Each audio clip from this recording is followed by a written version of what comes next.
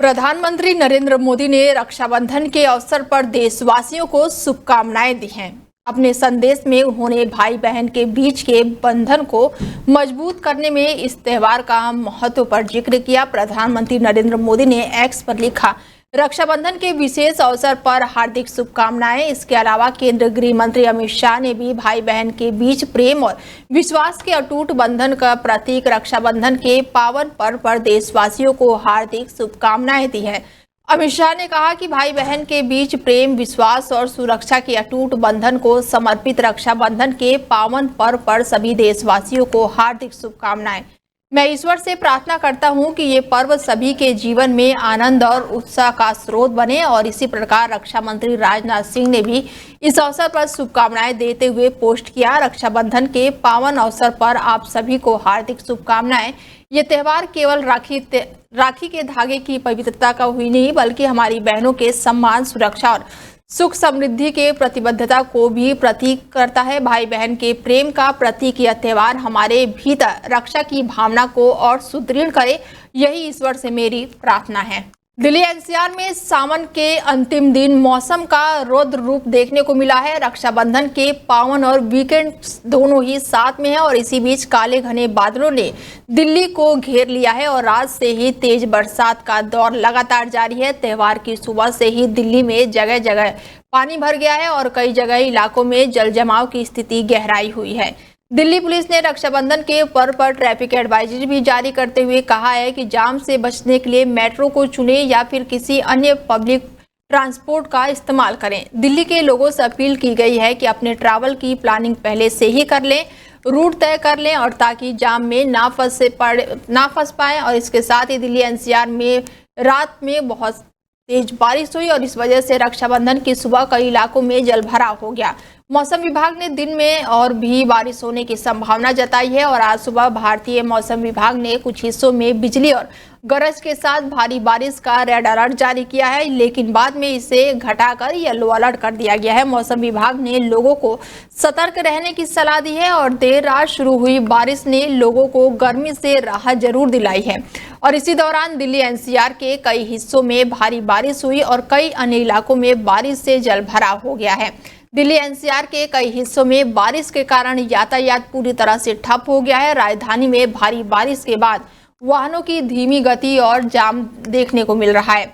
मूसलाधार बारिश के बाद से दिल्ली के कई इलाकों में जलभराव हो गया। मौसम वैज्ञानिकों का कहना है कि 11 और 12 अगस्त को उत्तर पश्चिम बंगाल की खाड़ी में एक चक्रवाती बनने की संभावना है, जो अगले 24 घंटे में मजबूत होकर देश के अंदरूनी हिस्सों में लगातार बढ़ती जा रही है। तेजस्वी यादव ने रक्षाबंधन के मौके पर बिहार की महिलाओं से भावुक अपील की है। उन्होंने बिहार की सभी महिलाओं और छात्रों को अपनी बहन बताते हुए उनसे तेजस्वी के नाम की राखी बांधने को कहा है। अपने चुनावी वादे को गिराते हुए उन्होंने दावा किया है कि उनके तेजस्वी भैया हर घर की हर बहन की खुशहाली के बारे में सोच रहे हैं और नीतियां बना रहे हैं। इन्हें लागू करने के लिए उन्हें सभी बहनों का सहयोग चाहिए। उन्होंने अपने पत्र में लिखा है कि सबसे पहले तो आप सभी को रक्षाबंधन की हार्दिक शुभकामनाएं। ईश्वर से प्रार्थना है कि आपको इस रक्षाबंधन सुख, समृद्धि, शांति और प्रगति प्रदान करे। मैं आप सभी के भाई होने के नाते आपसे कुछ महत्वपूर्ण बात करने आया हूं। उन्होंने अपने पत्र में लिखा है कि मैं जानता हूं कि सभी बहनें आज हर्षोल्लास के साथ रक्षाबंधन का त्यौहार मना रही हैं। मैं आपसे एक अनुरोध करना चाहता हूं। मेरा अनुरोध है कि अपने अपने भाइयों की राखी बांधने के बाद आप एक राखी और बांधें और अपने इस भाई तेजस्वी के नाम की। जी हाँ, आपका तेजस्वी भाई बिहार के हर घर में आ नहीं सकता, लेकिन हर घर के बारे में, हर बहन की समृद्धि के बारे में सोच रहा है और नीतियां बना रहा है। उन्होंने कहा है कि इन्हें लागू करने के लिए मुझे अपनी सभी बहनों के सहयोग की जरूरत है। बिहार को नंबर 1 बनाने का प्रण लीजिए। रक्षाबंधन पर एक राखी और चुनाव में एक वोट अपने तेजस्वी भैया को दीजिए और मैं भरोसा देता हूं, चाहे वो बेरोजगारी से रक्षा हो, महंगाई से, अपराध से, गरीबी से और भ्रष्टाचार से रक्षा हो, मैं हमेशा आपका रक्षा चक्र बन के आपके लिए कार्य करता रहूंगा। दिल्ली के हरिनगर गांव में बारिश के वजह से एक प्लॉट की बाउंड्री दीवार गिर गई और उसके नीचे 2 बच्चे सहित 8 लोग दबे होने की आशंका जताई जा रही है। प्लॉट के अंदर दीवार के पास कुछ लोगों ने झुग्गी बना रखी थी और इन्हीं झुग्गियों के ऊपर दीवार का मलबा गिर गया। बताया जा रहा है कि 2 लोगों की इसमें जान चली गई है, जबकि घायलों को अस्पताल पहुंचाया गया है और अभी पुलिस ने अधिकारी आधिकारिक तौर पर किसी के मरने की पुष्टि नहीं की है। दिल्ली अग्निशमन सेवा के अनुसार उन्हें दक्षिण पूर्वी दिल्ली के जैतपुर स्थित हरिनगर में एक इमारत का एक हिस्सा गिरने की सूचना मिली, जिसके बाद से दमकल की 2 गाड़ियां मौके पर रवाना हुई।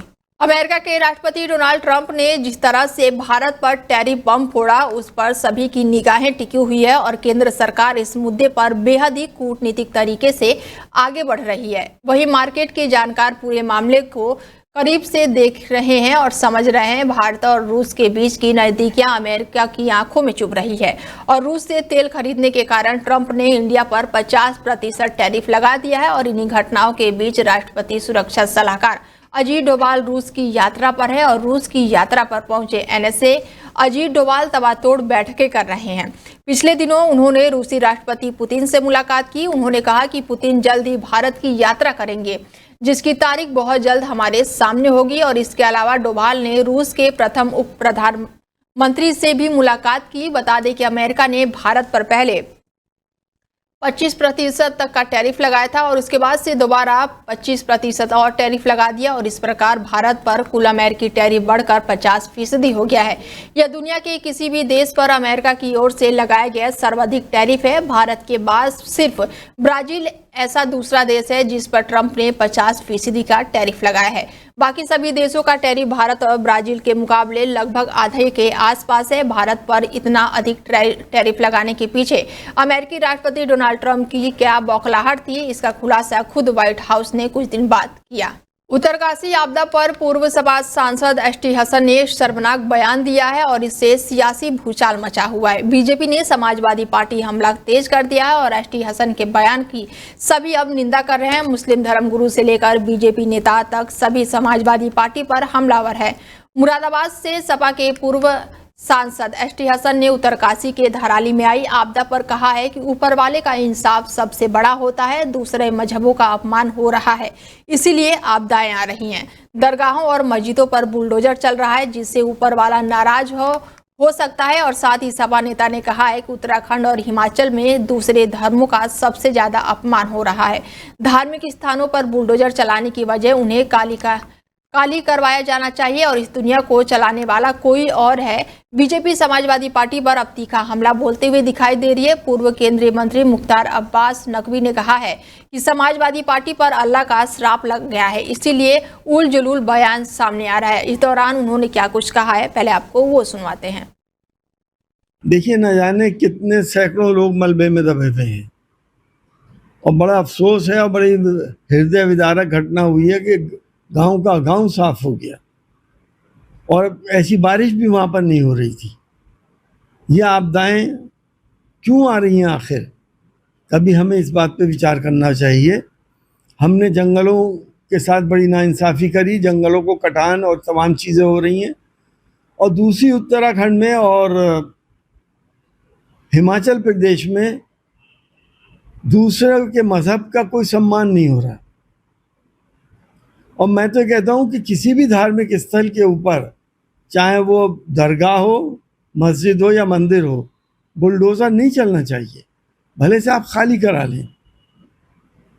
इस दुनिया को चलाने वाला कोई और है और जब उसका इंसाफ होता है तो फिर वो आदमी कहीं से भी अपने को नहीं बचा पाता।